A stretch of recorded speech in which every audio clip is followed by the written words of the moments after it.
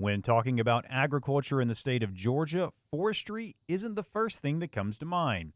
However, it is actually the top forestry state in the nation with more than 22 million acres of privately held forest land. Those acres are providing jobs across the state, about 144,000 jobs, generates about $35.2 billion worth of economic activity throughout both rural and urban areas in the state.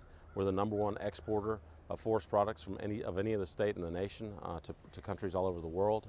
But most importantly, it's providing clean air and clean water to all of the state's citizens. And with that in mind, the association, along with the support of the Georgia Farm Bureau, are hoping to pass Amendment 3, which will change the way forest land is taxed within the state. Timberland in Georgia pays the highest ad valorem taxes of any state across the southeast. That's even with land that's in CUVA or in FLIPA. And so that puts pressure on that land to be able to stay in trees. More importantly, there's about 4.7 million acres that's not in either one of those two programs, and it pays about 10 times in some cases more. Property taxes are one of the biggest expenses that a forest landowner runs into. And Georgia has the highest property taxes, forest land of any state in the southeast, which makes it a little more difficult. This new amendment will help even those property taxes across the state, and it'll make it fair for all property owners in the state of Georgia. And that's not the only change, as it will allow the land to be assessed at fair market value by the Department of Revenue instead of the 159 different tax assessors in each of the counties throughout the state.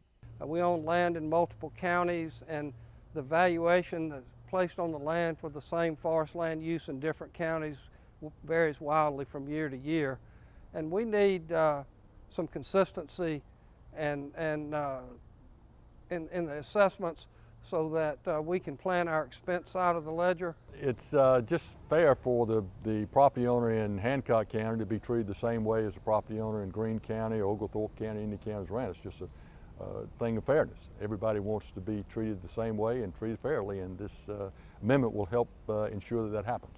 This uniformity will provide clarity for landowners as they look to budget for the years in between the cuttings of their tree stands.